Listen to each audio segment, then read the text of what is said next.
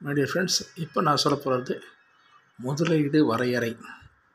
இந்த முதலீடு வரையறைன்னு சொல்லும்போது, நம்ம ஒரு தொழில் செய்கிறோம், அந்த தொழிலுக்கு எவ்வளோ முதலீடு போடணும் அப்படின்றத பற்றி தான் இந்த வீடியோ உங்களுக்கு போட போகிறேன். இந்த வீடியோவில் நான் போடும்போது தயவு செஞ்சு தப்பாக கமெண்ட்ஸ் கொடுக்காதீங்க, ஏன்னா அது மற்றவனையும் பாதிக்கும். அதாவது ஒரு தொழிலில் எப்படி முன்னேறணும் அப்படின்றதுக்கு நீங்கள் 100 வச்சுட்டும் ஒரு தொழில் செய்யலாம், 1000 வச்சுட்டும் ஒரு தொழில் செய்யலாம், 1,00,000 வச்சுட்டும் ஒரு தொழில் செய்யலாம், கோடி வச்சுட்டும் ஒரு தொழில் செய்யலாம். இந்த தொழில் ஒவ்வொருத்தவங்களுக்கும் ஒவ்வொரு விதமாக அமையுது. இது உங்களுக்கு நிறைய பேருக்கு தெரியும். 100 வச்சுட்டு இருந்தால் கொய்யா பழங்காய வைக்கலாம், 1000 வச்சா ஏதாவது ஒரு சின்ன பொருள் வைக்கலாம், ஒரு 10,000 வச்சா ஒரு பொட்டி கடை வைக்கலாம், 1,00,000 வச்சுருந்தா ஒரு சின்ன ஒரு பங்க் கடை மாதிரி ஒன்று வைக்கலாம். இப்போ ஒரு கோடி அப்படி வச்சிங்கன்னா பெரிய பெரிய கம்பெனிஸ் வைக்கலாம்.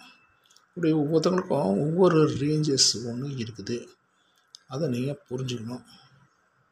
இப்போ நான் ஃபைனான்ஸை பற்றி சொல்ல போகிறேன். தயவு செஞ்சு சப்ஸ்கிரைப் பண்ணாங்க, சப்ஸ்கிரைப் பண்ணிவிட்டு பெல் பட்டன் எடுத்துங்க.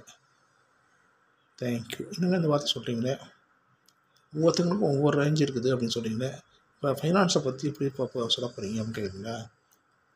நீங்கள் எவ்வளவு முதலீடு இருக்குது அப்படின்றத முதல்ல ஒரு வரைமுறையை நீங்கள் உருவாக்கிக்கோங்க. இவ்வளோ என்கிட்ட முதலீடு இருக்குது அப்படின்னும்போது அதை எப்படி கொடுக்கணுன்றதை பற்றி அதுக்கப்புறம் நான் சொல்கிறேன். ஏன்னா முதலீடு உங்கள்கிட்ட ஒரு 25,000 இருக்குதுன்னா அதை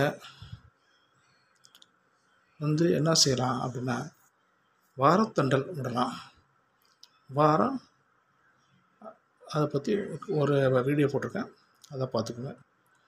அப்புறம் ஒரு 1,00,000 அப்படின்னு இருந்ததுன்னா டெய்லி தண்டல் போட்டிருக்கேன், அதையும் நீங்கள் பார்த்துக்கலாம். புரியுதுங்களா? ஒரு 5,00,000 10,00,000 அப்படின்னாக்கா மந்த்லி தண்டல் ஒன்று போட்டிருக்கேன், அதையும் நீங்கள் பார்த்துக்கலாம். ஆக ஒவ்வொன்றையும் ஒவ்வொரு ரேஞ்சுக்கு தகுந்த மாதிரி உங்களுடைய பணத்தை இன்வெஸ்ட் பண்ணி அதில் நீங்கள் லாபம் சம்பாதிச்சு நீங்கள் முன்னேற பாருங்கள். ஆனால் ஒரு சிலர் என்னிடம் கேட்கக்கூடிய கேள்வி, நீங்கள் இவ்வளோலாம் நல்லா சொல்கிறீங்களே, நல்லா இருக்குது கேட்கும்போது, என் பையனுக்கு வேலை இல்லை அப்படின்னு ஒருத்தர் சொன்னார். ஏங்க உங்கள்கிட்ட எவ்வளோ முதலீடு இருக்குது, அதை நீங்கள் சொன்னீங்கன்னா நான் செய்கிறேன் அப்படின்னு. என் பையனுக்கு அந்த என்னென்ன ரேஞ்சை சொல்லிக் கொடுங்க அப்படின்னாரு. சரிங்க, நான் சொல்லிக் கொடுக்குறேன், அதை பற்றி தப்பு இல்லை அப்படின்னு. அதாவது நீங்கள் என்ன விலையை சொல்லிக் கொடுக்குறீங்களோ சொல்லிக் கொடுத்துட்டு என் பையனுக்கு பணத்தை கொடுங்க அப்படின்றாரு. இது முட்டாள்தனமாக இல்லை? இது அடுத்தவனை கிண்டல் பண்ணுறதா இல்லை அடுத்தவனை அவமானப்படுத்தணும்னு நினைக்கிறதான்னு தெரியல. இப்படி ஒரு சிலர் செய்யும்பொழுது உண்மையிலேயே ஏன்டா அவனுக்கெல்லாம் நம்ம தொழில் செய்ய கற்றுக் கொடுக்குறேன்னு சொன்னதே மிகுந்த வேதனையை உருவாக்குது. ஏன்னா ஒரு தொழில் செய்யணும் அப்படின்றதுக்கு முதலீடு உனக்கு இருக்கணும். அதை விட்டு அதையும் அடுத்தவன்ட்டே கடன் கட்டினா அப்புறம் நான் என்னத்துக்காக உனக்கு நான் சொல்லிக் கொடுக்குறது? புரியுதுங்களா? உன்னை என்கிட்ட அதையும் பணம் கொடுங்க, உங்களுக்கு என்னவோ நான் பார்த்து கொடுக்குறேன் அப்படின்போது, எனக்கு தெரிஞ்ச ஒரு தொழிலை உனக்கு கற்றுக் கொடுத்து அதில் நீ சக்ஸஸ் ஆகியோ அன்சக்ஸஸ் ஆகியோ அது உன்னோட விருப்பம். அப்படி சக்ஸஸ் ஆகி அதில் எனக்கு பணம் நின்று கொடுக்குறேன்றது முட்டாள்தனமான ஒன்று என்னை பொறுத்தவரை. தயவு செஞ்சு உங்களுடைய பணத்தை போட்டு அதில் நீங்கள் லாபத்தை சம்பாதிச்சு அதை அடுத்தவனுக்கு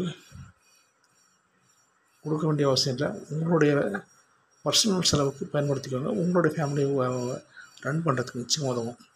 அதை விட்டு தயவு செஞ்சு இது மாதிரி கேள்விகளை தயவு செஞ்சு கேட்காதீங்க. இது அடுத்தவனுக்கு மனசு வேதனையை உருவாக்கும். ஏன்டா இது மாதிரி உனக்கு போய் அட்வைஸ் பண்ணோம் அப்படின்ற ஒரு எண்ணம் வந்துடும். புரியுதுங்களா? அதனால் தயவு செஞ்சு அட்வைஸும் யார் யாருக்கு செய்யணும்னு இருக்குது. தெரியாத ஒரு சிலருக்கு என்ன மாதிரி முட்டாள்கள் பேசும்போது அதுக்கு உண்டான பனிஷ்மெண்ட்டும் நிச்சயமாக அவமானப்பட வேண்டிய சூழ்நிலையும் வரும். அதனால் குடும்பம் வரலாம் அட்வைஸ் பண்ணுறதுக்கு கொஞ்சம் நிறுத்திக்கோங்க. தேங்க்யூ. இது பிடிச்சதுன்னா லைக் பண்ணுங்கள், கமெண்ட் பண்ணுங்கள். தயவு செய்து சப்ஸ்கிரைப் பண்ணிவிட்டு பெல் பட்டன் அழுத்துங்க. தேங்க்யூ.